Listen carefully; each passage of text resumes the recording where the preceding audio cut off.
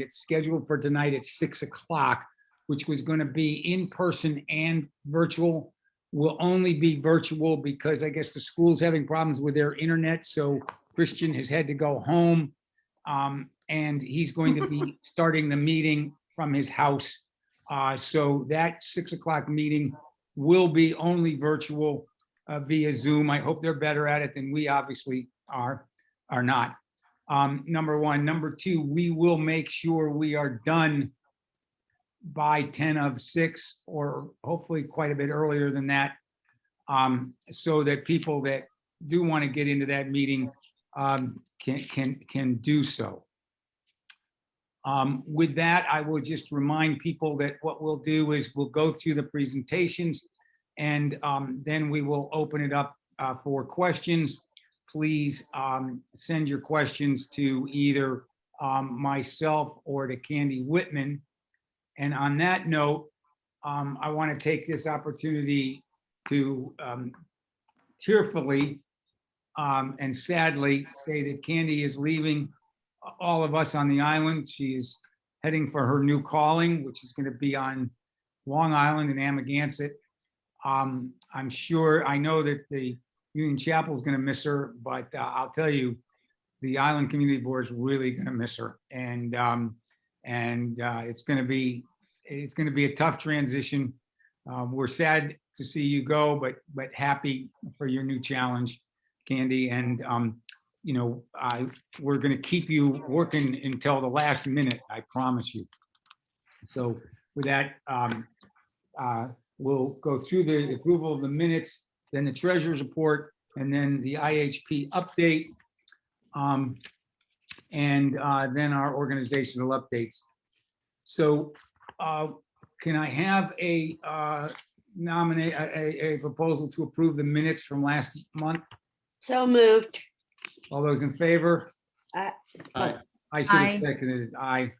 I do want to bring up two things in the minutes from last time, and I know Chris will repeat this, but I want to remind people that weren't at the meeting last time. Susie Parsons's comments, and that Di Shillo had reported that IHP is still doing a lot of COVID testing on the island, but more importantly, what the IHP requests is that children and grandchildren coming to the island who have not been vaccinated do need to be tested and follow the protocols that IHP has stated. I know that the new vaccination policy is that young people starting with 12 can be vaccinated, but if they're not, we just want to remind everybody that they need to be tested before they come, and Chris will go over that again, but that was in the minutes. It will be in these minutes again, and it will be in the IHP ICB protocols that come out before the summer season starts. Okay, treasurer's report, Dickie. Thank you, Willard. Because I get the console here next. I just wanted to say a personal thank you as a fellow elected member. A personal thanks to Candy Whitman. Candy, you've set a real standard of care and love for this community for all of the years that you've been here, and it's really come forth in your participation on the ICB, and I just wanted to say thanks. Dickie, thank you. You truly honor me with your comments, and I really wasn't prepared for this, but I want to just thank everybody who gave me this opportunity to serve, and it's been largely a team effort, let's not forget, but thank you. I'm going to miss you all, and definitely be thinking of you. I won't be that far away, so I hope to hear good things. I'm sure I will. Thank you. I just break in here? Everyone is encouraged to drop by Union Chapel on May 30th, which is Candy's last Sunday with Union Chapel. But we are going to have just some goodbye party for her in the courtyard after church, and we hope a lot of people will drop by and wish Candy well. Thank you, Louis. I would love to see everybody before I go, so don't be a stranger. And I have made Candy a co-host, and I have made Jane a co-host, so you can send chats to them as well. I figured out how to do it, believe it or not.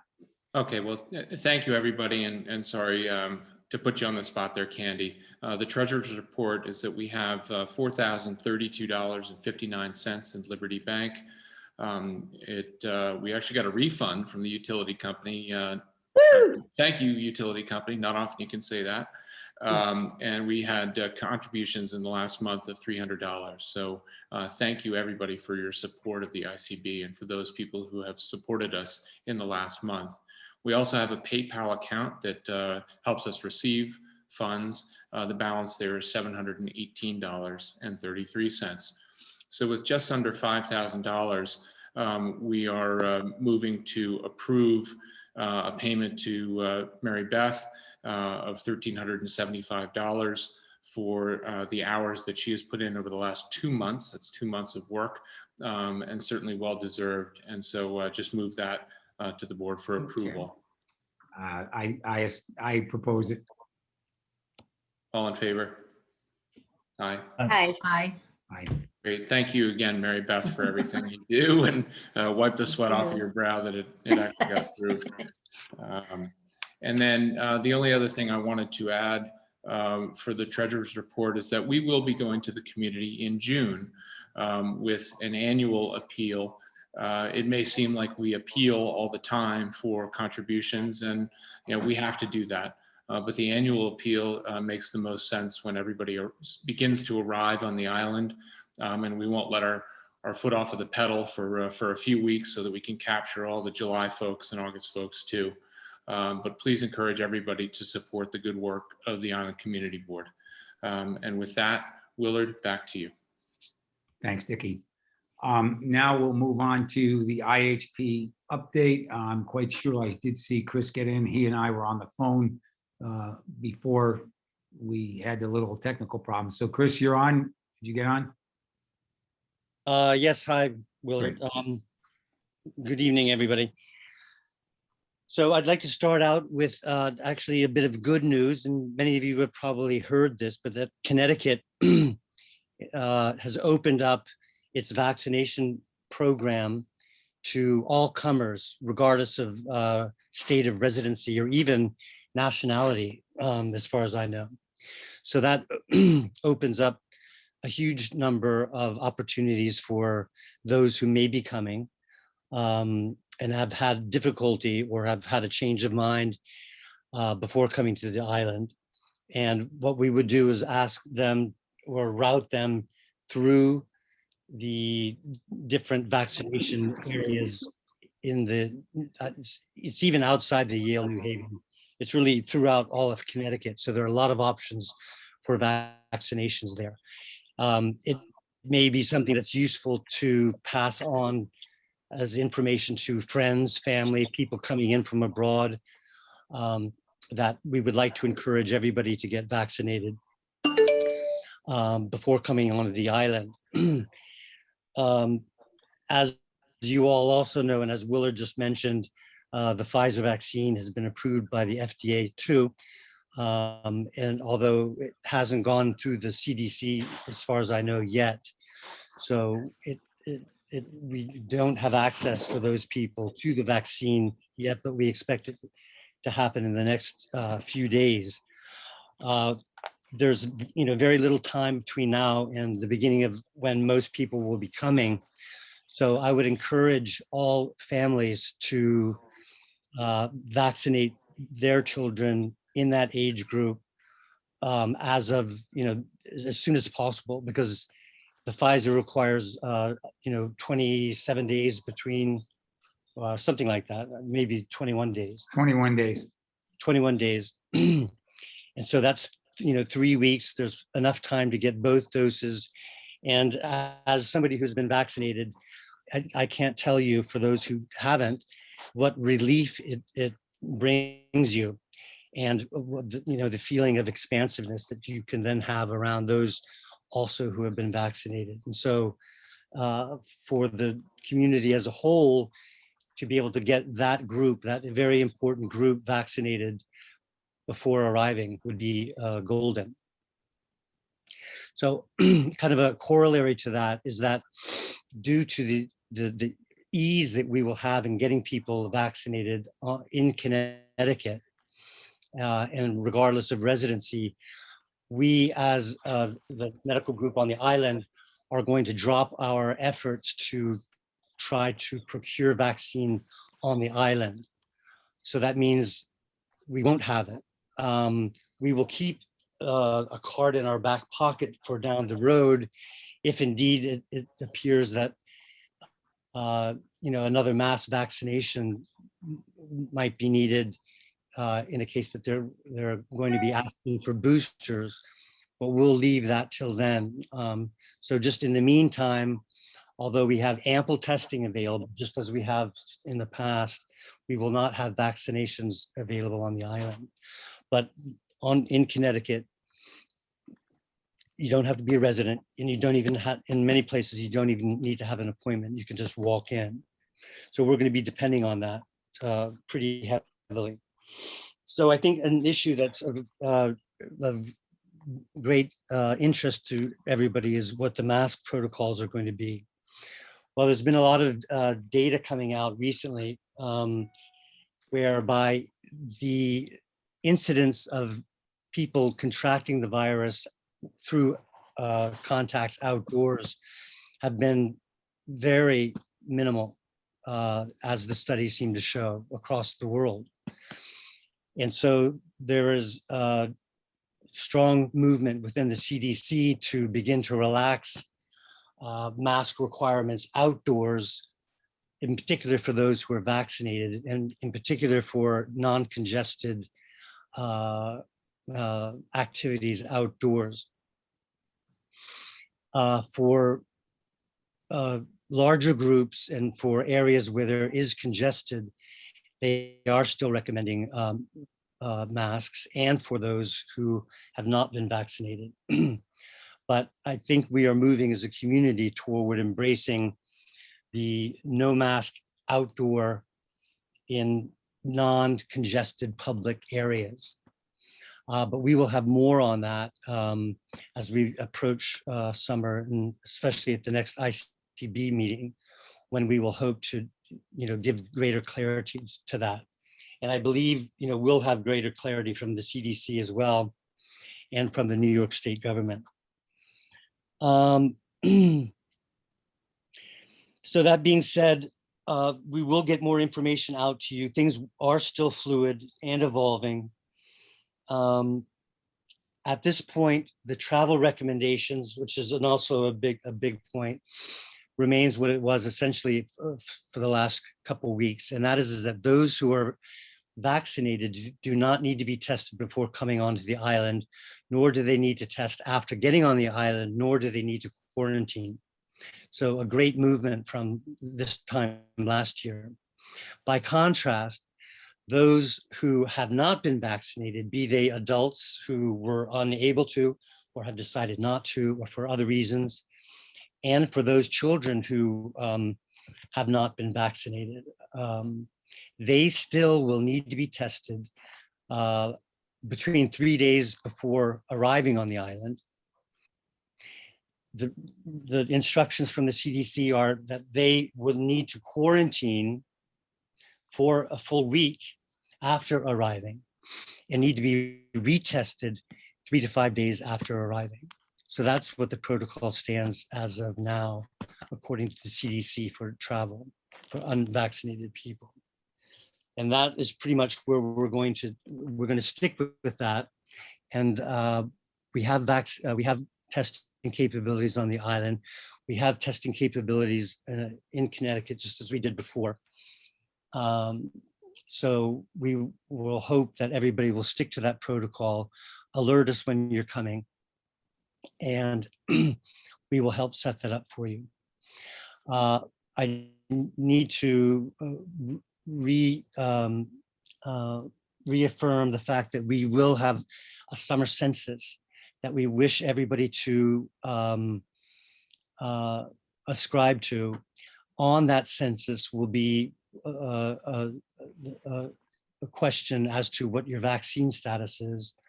That will give us important information for contact tracing, which we will still do in the event of any people becoming symptomatic and testing positive. So I urge you all to look for that on the fishnet and to fill that out for yourselves, for your family, and for any guests that may be coming. And I think that's about it for the moment. Perhaps something will come. Just, I know Mecky's working on that contact tracing on a new summer census. Can you just tell everybody when you expect that to be put in place? The summer census has been built. We're testing it now, and I expect within the next week that will be up and available. Please fill it out, even if you filled out the off-season one, and certainly the one from last summer. This is a brand new census, gives us brand new data, and it has some information that's different, that is critical to us. And we're going to ask the ferry to, on their website, I know that they have announcements up and the protocols up. We're going to ask them to highlight this on their website as well, right? Absolutely. Okay. Thanks, Chris. Dickie, do you want to lead the organizational update? I know Bonnie's on. I see Bonnie there. Sure, Willard. Why don't we just kick right off with Island People's Project, Bonnie, Great. and Jess and Margaret, whoever's going. Thank you. I think I'm going to start, and I'm only going to speak about the morning program because that's my little piece of IPP. I am very happy we're going to be having our in-person morning program again. I will quote the CDC that says youth and summer camps can play an important role in the lives of our children. They need to be with other children. As an educator and a parent, I can see that all over the place. That being said, we are sort of flipping the model to be outside by default and by design. So we will be meeting outside unless there is a reason that we can't meet outside. We are also going to be meeting in 2 locations. We're going to be at the theater as well as at the school. We're going to have some tents so that if there's the occasional drizzle and sunshine, we'll have a little bit of shelter. And our program will be focused on nature-based activities. Being on that end of the island, it's really nice that we're right there by the parade grounds and the gardens and the beach. And the IPP community garden is being worked on and built. So we're gonna do a lot of activities that are based on those things. Having the advantage of where we have the backup location of the community center for some small groups if we need it. But we also might have a bowling day. We might have a movie day. We have virtual field trips using some of the new technology that we have available at the theater so that we are not using them just for shelter, but for some really fun additional events on those very rainy days that are not if they happen, but when they happen. And so that's broad strokes of what we're going to be doing in terms of programming and locations. Our COVID protocols are still sort of being developed, obviously in conjunction with IHP and Chris. We're fortunate to have Bailey Sperry on our board too. She's a registrar for the morning program, and she's also a med student. So she's a great resource for us this year. And you know, our goal is to have hard policies in place by June 20th so that our parents and our counselors know what those policies specifically will be. In broad strokes, we will probably be wearing masks anytime we are inside. We have access to the gym at the school and to the theater, like I said, so that we can have the groups inside if we need to. Outside, you know, the hard part in the morning program is that it's all children, or primarily children, including our counselors. Our counselors are all over 12, so we are going to encourage them to get vaccinated if they can. Our children are all under 12, so we'll be primarily being outside, trying to be spread out, and doing things that will be fun and creative to help that, especially when we're having snacks or doing things like that that might be particularly fraught, we'll just say. I just discovered that plastic round tablecloths are 7 feet in diameter, which is perfect to sit everybody around the edges. So I think it's going to be a good summer. We are going to be masking when it's necessary. If we're sitting close together on at picnic tables, we might have to wear masks some of the time outside. So we are going to be doing all of those things. We are working on policy for our emergency operations plan, which will also involve IHP if there is a positive case within the program. We are working on policy for refunds in the event of exposure. You know, if a child has to come in quarantine before they can come, and in the event of exposure to our counselors, how we can ensure that they are safe, but they are also compensated if they cannot be at work. So we're both employers and we are we offer the programs for the children. So in broad strokes, that's kind of what we're planning. We're going to, of course, have the regular cleaning routines, limiting shared objects, but really try to focus on the fun and interaction and education more than the safety protocols. I think the children are all pretty accustomed to a lot of those protocols. And so we will start with the high bar and bring it down as the situation allows us to. In the bigger picture, I am also looking for people who would be adults in the community who would like to help us with some projects. We're planning to do another mural with Sarah Upson. I would love to build some little free libraries for some areas around the Fishers Island community, but I would like to have a carpenter help us with the cutting and construction. And if you have any other thoughts on projects that we could pursue, ideally that would last a week or less, or even a couple of weeks we could probably work with, then let me know, because that's kind of the other focus. It's the nature and it's the island and what we can do to support the organizations on the island. We have 2 new gardens, we have a theater and a baseball field, and lots of other places that we would like to contribute to. Another sort of small piece is we won't be taking car-based field trips. If that's a concern for anyone, anywhere that we go will be walking distance, so that we can just keep ourselves outside. And that's kind of what I have for you. I'm happy to answer questions, but as Chris said, a lot of the specifics of the policies are still, it's too early to really establish exactly what. Registration is open on the IPP website. I will pop that into the chat in a minute. And our age, because I see somebody asked, our age is from 4 to 11. Is our age range. 12-year-olds are generally not engaged as much as the younger children. And so we welcome anybody. Visitors are fine. We are not going to have daily drop-ins. So if you're signing up, you're going to sign up for the full week for your children, because that was one of the policy suspensions that we're implementing this summer. So I'm happy to answer any questions that I can right now, but that's where we are. Thank you so much, Bonnie. And obviously we're trying to solicit the input from those groups, organizations that are representing big swaths of our population, whether it's organizations like IPP that deal with our children. So did a great job last year, and thank you, Bonnie, Margaret, and Jesse also for all the work that you do with this important group.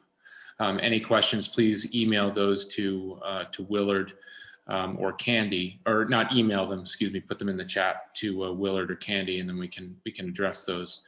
Willard, I've been looking around to see if John McGillian is on. I'm going to report for John. He's in a spot where he can't connect. So he called me before. So I will read his report that he sent to me. He said regarding the rec path, that the paving is done, and he's greatly appreciative of the great work that Jim Ski did, and how quickly it was done, how well it was done, and we should all thank him when we see him. The new grass and wildflower seeding remains to be planted, and the new berms and curbs and guardrail rails and signs will be installed over the next few weeks. I know George DeMonil is helping that group with the signage, and they expect to have all that done before Memorial Day, or certainly they hope to do that. They have been consulting with the Conservancy regarding the plantings, and And then he also wanted to make sure everybody knew that new bells have been designed by Margaret Bankard and will be distributed free from the gatehouse, but only 2 per family. And the last thing, I guess, which was a topic discussed by the Rec Path Foundation and FIDCO, is that the speed limit on the rec path from beginning and end to end will be a maximum of 12 miles per hour. So you joggers, you need to slow down. That's the rec path, and that's pretty exciting that's where it is. Yeah, it's more than exciting to see all of that progress. So congratulations to the Rec Path Foundation and to everybody who's been involved with supporting it. Great to see that progress. I know on the agenda that was sent around, Hay Harbor Club was listed as a participant. Neither Morris McLeod nor Andrew Gerbudovich can participate this evening. They did want me to share with everybody that Hay Harbor Club is following all of the CDC guidelines in their preparations for the summer ahead, and will be working in close concert with IHP. So Dr. Ingram, please expect to work with Andrew to ensure that everything that they plan for that big group will be consistent with your recommendations. Finally, not included on the agenda, but here to talk about the Fishers Island Yacht Club's programming and initial planning are both Tom DuPont and also Beth Arsenal are here. I don't know, Tom, if you're going to kick things off and can do so.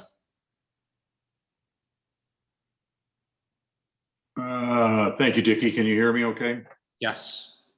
Okay. I know Stuart Cutler, I think, signed in, and Beth is on the call as well. So if I miss anything, they can step up and add some information.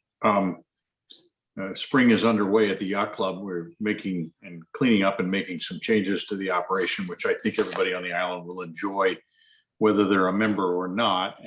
With regard to the important COVID policy, we haven't finalized anything just yet. We're waiting for the leadership from the IHP. We will conform to whatever their suggestions are, and having listened to them from Dr. Chris earlier, we're very much in alignment with what's going on. Just a point of interest, there's been a significant increase in the number of requests for seasonal slips at the Yacht Club, which has limited our transient slips dramatically. So with the limitation on transient slips, you can expect less transient activity at the Yacht Club over the summer, which of course means less strangers, less people coming. But we would definitely have some paperwork available for anybody who does show up.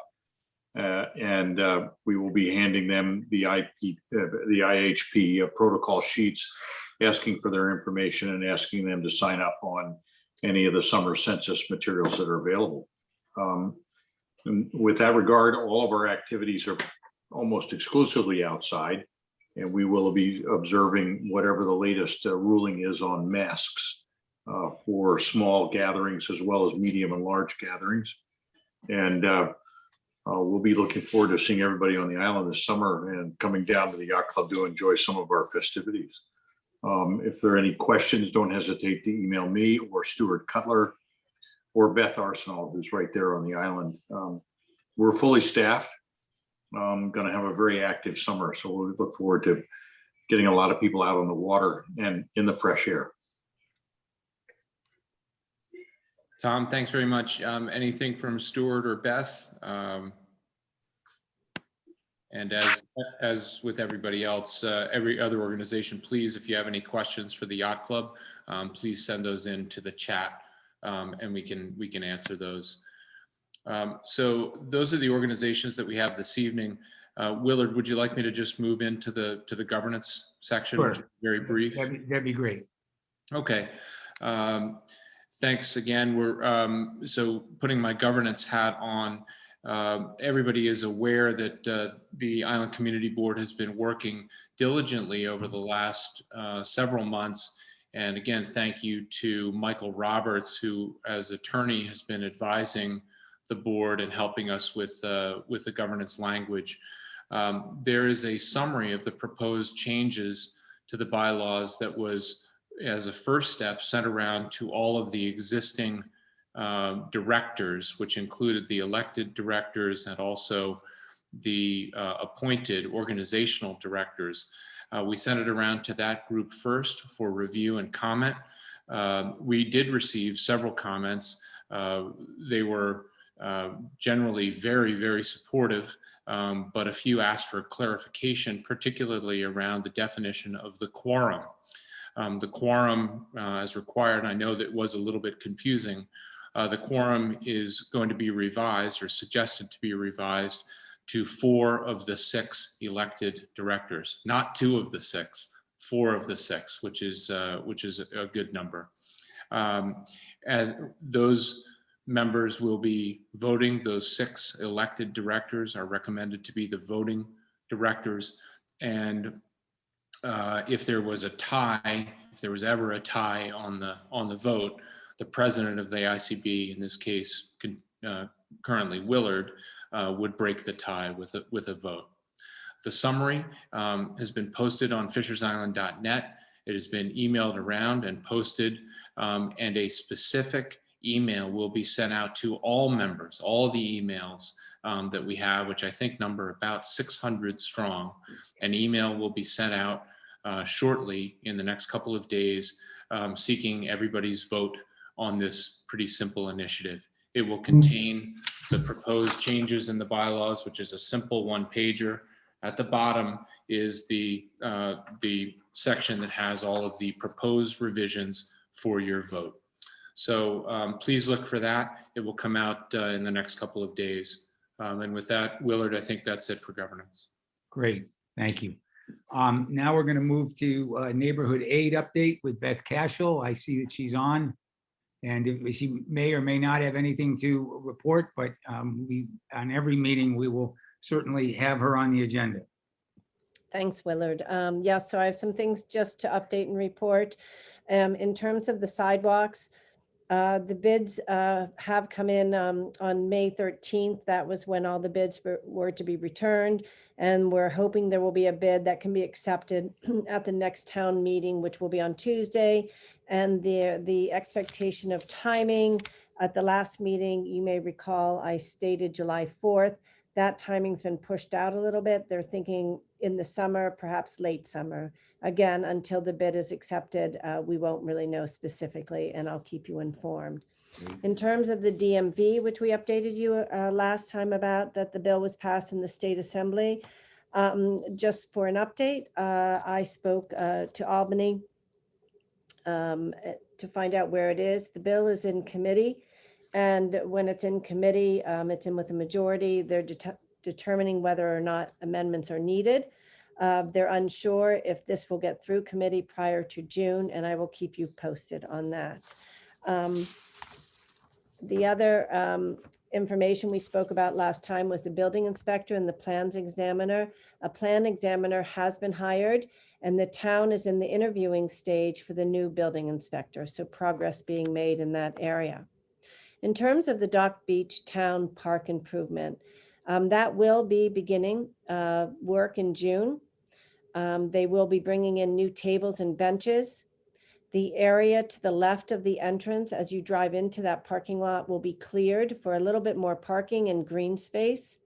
They will be reseeding the green space and the grass. They will also be redoing and adding fencing, and that fencing will be to protect children playing on the green space and near the picnic tables, and also to keep people from parking on the grass area.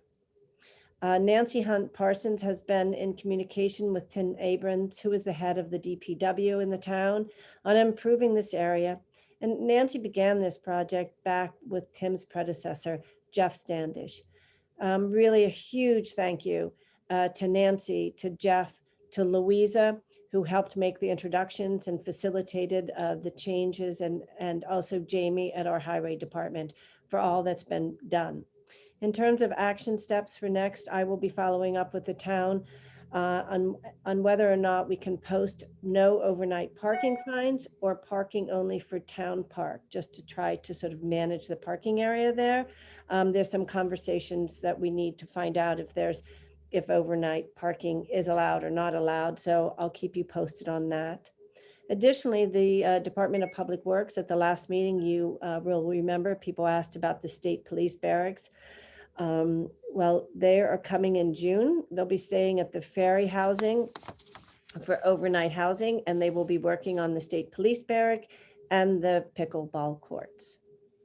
In terms of public hearings that may be of interest to the Fishers community, I just wanted to, and this is also posted on fishersisland.net, that there will be a zoning public hearing on May 18th regarding the amendment to zoning code regarding recreation uses. This will address issues concerning accessory recreation uses. And for Fishers, this is relevant because the change will impact the community center paddle court project. So again, that's a May 18th. And if you'd like to hear that and be part of that meeting, go to fishersisland.net. Jane posts those meetings and how to get into it. Additionally, the Board of Trustees hearing on May 19th will be hearing and has on the agenda the calendar doc application. Another issue that has been really pertinent and timely is the crosswalks. So it has been requested to have crosswalks at the end of or beginning of the new extension to the bike path. I have discussed with Scott Russell and Vincent Orlando in the Highway Department the possibility of painting crosswalks. That is a possibility. Dick Strauss, in fact, suggested placements. I sent to Jane, if she can post that, I couldn't share it, but post the photo of it. Otherwise, we can post it on Fishnet of where the crosswalks would be. The action needed for that, so the next steps are Louisa, Jamie from the Highway Department here on the island, along with myself, or actually an ICB rep, as will be away for the next week. We'll meet at the site to determine the need. If agreed on the appropriateness, which I believe will be agreed upon, then Louise will present a resolution at this Tuesday's town board meeting. In fact, she's already put it on the agenda, where it will be voted upon. If an affirmative vote, which again, I don't foresee any reason why it will not be, then Jamie and crew can schedule to paint the crosswalks. At one point, I know very kindly the Bike Path Foundation had even offered to paint and pay for that. That's not necessary, and also legally there's complications with that. It really has to be done by the town. But the timing will be quick. Will it be done by Memorial Day? I think that's hopeful and unlikely, but it will be in a short time frame. So that is wonderful news on behalf of that. Thank you to the town and to Louisa and for everyone as we work together to get the people in the town really on board to make this happen quickly. Additionally, you might have heard and read on Fishnet and in other publications about the wind farm. Well, the town has just been informed of a proposal for a wind farm located between Block Island and Martha's Vineyard by the Board of Ocean Energy Management, who is opening a 30-day public comment period for this offshore wind farm by Revolution Wind. Again, please refer to fishersisland.net for a bit more information and the actual document that went to the town on this. The action that can be taken in terms of the community is that the community is encouraged to review this plan and to send comments to the town board. Again, I'm sure Jane would be willing, if not already, put the town email addresses to which to send comments. One other item that came up at the most recent town board meeting that might be relevant to the community and worthy of everyone to notice is the town is reviewing the town's noise code. They are reviewing it in more of terms of commercial landscaping uses and hours and days of operation. Specifically, they will be reviewing whether the hours should be reduced overall or on some days. Currently, You can go from 7 a.m. to 7 p.m., 7 days a week. And they're actually also considering the possibility of no Sunday. So the actions that members of the community who may be interested in this is for them to, again, send comments to the town board on this issue. They are being listened to and reviewed now. And I know just from hearing in the community conversations that many people have made comments on this. Again, this is for commercial landscaping use. It doesn't necessarily refer to household and residential. And that is the update for this month. Thank you, Beth. And I do see that it's 10 of 5, 10 of 6, and I know that we have the school budget meeting. So I don't want to take much more time, but I do want to bring up one question. And because I know it came from to everyone from Sarah McLean, but it's a great question. And it's one that Susie Parsons and myself and Chris have talked about, and we need to pay attention to this and come up with a solution. So let me read the question. I don't think we can give you the answer, but we will give you the answer by June 8th. And the question is, clarify, please, what I think Chris said. If a child who was too young to be vaccinated comes to the island, they must be tested within 17 hours before arrival. The answer is, as of now, the answer is yes. And 2, no matter the result, they must quarantine for 1 week after arrival on the island. That's in discussion as to whether that's necessary or not. And 3, must be tested again 3 to 5 days later. I think that's also in discussion as of right now, and we're going to clarify that. If so, does that mean that if a family with young children are coming to the island for just a week's vacation cannot mix with other young children, attend IPP, or join activities at the clubs during most of that week? And do they have to leave the island and have a follow-up test? There will be testing available on the island, but this issue is the one that we realize is the biggest and most difficult issue, because there will be families with 7, 8-year-olds and grandkids, and there'll also be 14, 15, 16-year-olds, some of whom will be vaccinated and some of them whom will not. And so in talking with Susie Parsons and with Chris, the IHB and the ICB realize that this is the issue for the summer, and we need to come up with a workable solution around that issue, or a workable recommendation and set of protocols. Obviously, we can't force people to do anything other than what the protocols are from CDC in New York State, but everyone is aware that the families with the young kids, some of whom will be vaccinated and some who not, is going to be our challenge to come up with a workable solution.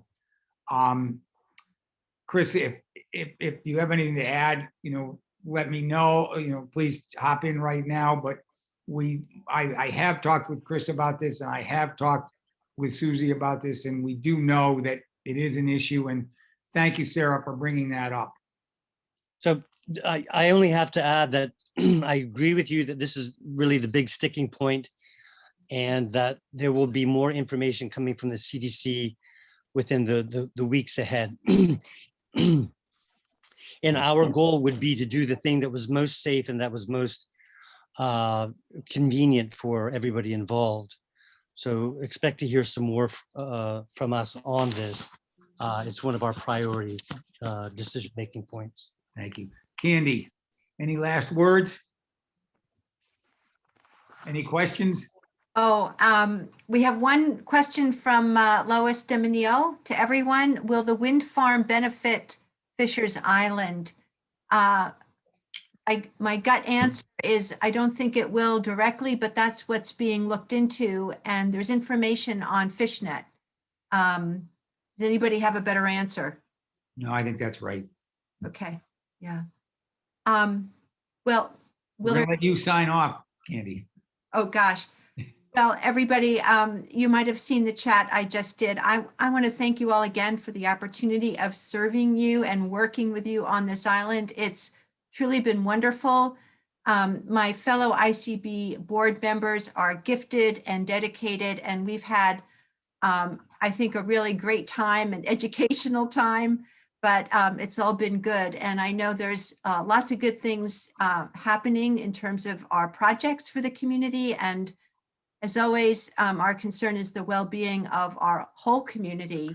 And so I just want to go off letting you know how grateful I am for this experience on Fisher's Island, and with a blessing for all good things going forward. I'll be thinking of you and I hope to visit. So this isn't a complete goodbye. Thanks Great. again. Thank you, everybody. It's 5:54. And I know that there's the budget meeting to come. So we will have a meeting June 8th. We will have the ICB and IHP will work. And we're going to get the IPP to work with us as well on coming up with a solution to the question that Sarah McLean brought up, because I think it is the challenge, and we want to make it work for the families and make it safe, as Chris said. So with that, if there's no other questions, thank you very much. And we will either see you on the island and see you June 8th. Thank you, Willard. Thanks, everybody. Thank you, everybody.